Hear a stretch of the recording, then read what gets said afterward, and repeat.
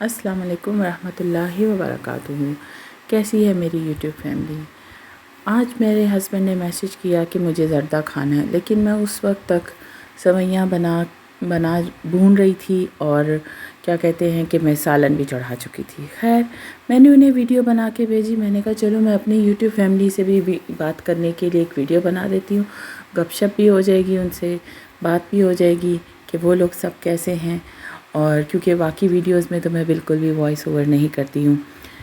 चलें, मैं voice over शुरू किया तो मैंने कहा चलें आज मैं बातें करती हूँ उनसे और पूछती हूँ साल कैसा गुज़रा और क्या कहते हैं कि कैसे दिन गुजरे। मेरी तो ये आफ्टरनून बिज़ी रूटीन थी और जो कि रोज़ाना होती है, डिफरेंट तरीके से होती है, लेकिन आज की रूटीन 1:15 से स्टार्ट हुई थी। मैंने ये स्टार्ट किया खाना बनाना, एक चूल्हे पे वो कीमा चढ़ाया, एक पे सेवइयाँ भून ली।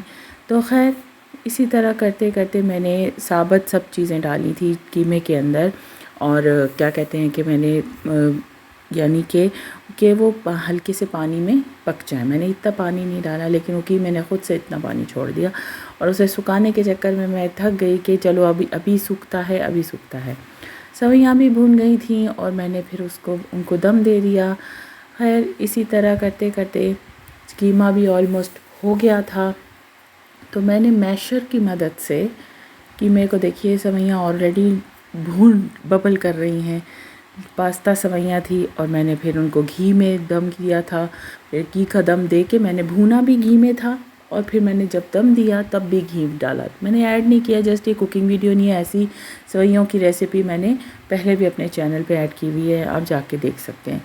कीमे की भी रेसिपी मैंने ऐड की हुई है, लेकिन ये मैंने प्याज कीमा बनाया था और मैंने फिर मैशर की मदद से फिर अभी मैंने इसको, ताकि ये प्याज और गार्लिक, जिंजर सब और टमाटोज़ मैश हो जाएं और लम्स जो हैं वो भी क्लियर हो जाएं, मेरे लिए इजी हो गया था।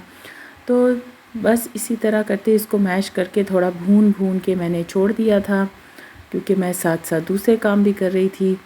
तो सफाइयाँ वगैरह डस्टिंग कर रही थी, तो मैंने इसको बस भून लिया। ऐसे भूनती जा रही थी मैं इसको। तो फिर मैंने ब्रश लगाया, ब्रश लगाने के बाद फिर मैंने वैक्यूम लगा रही थी, क्योंकि वो फिर जो साइडों पे डस्ट वगैरह होती है, मुझे लगता है कि वो साइडों पे टाइल्स में और साइडों पे चली जाती है। वैक्यूम से ये होता है कि वो जो रही सही डस्ट वगैरह होती है ना, वो भी सक हो जाती है और क्लीन हो जाता है। वरना जब मॉप लगाओ ना तो पता चल जाता है कि कहाँ कहाँ मिट्टी रह गई। तो एनी हाउ डबल काम हो जाता है, लेकिन ये कि फिर भी नीट एंड क्लीन तो होता है ना। जब बच्चे घर पे हों तो फिर इस तरह तो होता है ना। तो इस तरह से बस मैंने वैक्यूम लगाई और चूल्हे बर्नर्स बंद करके फिर मेरे बच्चों को पिकअप का टाइम हो गया। फिर मैं तैयार होके बच्चों को पिकअप करने चली गई, दोनों को लेने चली गई। एक तो बाहर का मौसम माशाल्लाह से इतना खूबसूरत था कि अभी बारिश हुई कि हुई। खैर इतनी बारिश यहाँ पर भी नहीं हुई। कहते हैं लैंड में कहीं ना कहीं बारिश हुई है, लेकिन दुबई वाले बहुत लकी रहे, माशाल्लाह, अल्लाह की रहमत उन पे हुई। तो बहुत खूबसूरत वेदर था। फिर मैं वापस आई बच्चों को लेके। फिर मैंने ओनियन और गार्लिक और ग्रीन चिली और धनिया डाल के फिर मैंने इसको दम दे दिया कीमे को। तो इतने में मेरी जो छोटी वाली बेटी है वो कहती है मैंने तो कीमा खाना ही नहीं, आप क्या कुक करती रहती हैं, मेरी फेवरेट का तो खाना बनाती नहीं। मैंने कहा सबसे मुश्किल काम है अपने आप को खुश करना, और उससे भी मुश्किल काम है इन बच्चों को खुश करना। सबके मन का करो लेकिन still they are unhappy. Anyhow उसने ज़िद शुरू कर दी, तो मैंने कहा चलो मैं थोड़ा फोकस करके अपने कीमे को अच्छे से कर लूँ। तो काफ़ी माउथ वाटरिंग बन गया था कीमा, और सेवइयाँ तो वैसे ही बना के चली गई थी मैं। तो फिर हस्बैंड के आने का टाइम हो गया। खैर मैं रोटियां बनाने लग पड़ी।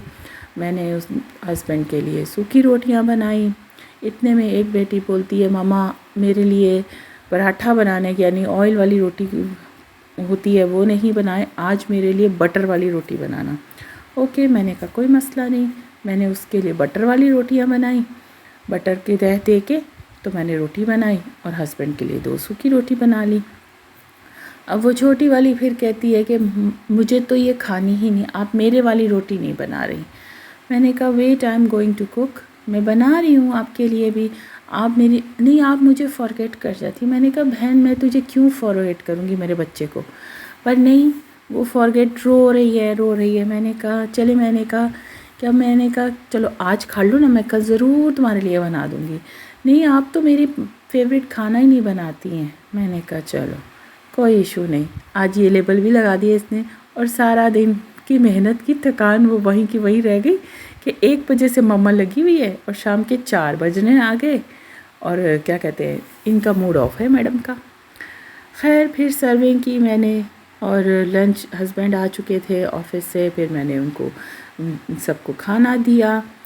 तो इतने करते करते करते 4 बज गए थे, क्योंकि बहुत लेट हो जाता है, लोग बहुत लेट आते हैं।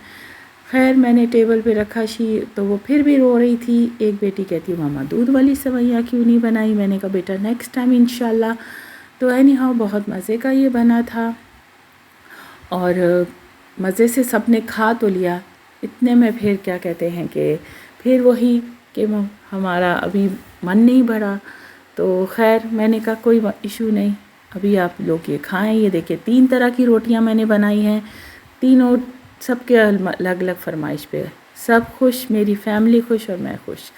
चलें जी, आप मुझे दीजिए इजाज़त। दुआओं में याद रखें, खुश रहें, आबाद रहें, और अल्लाह ना करे कभी कोई मुश्किल आए तो आप पहले अल्लाह से मदद मांगें, फिर किसी इंसान के पास जाएं, क्योंकि अल्लाह कोई ना कोई वसीला बनाता है। अस्सलाम वालेकुम, जज़ाकल्लाह खैर।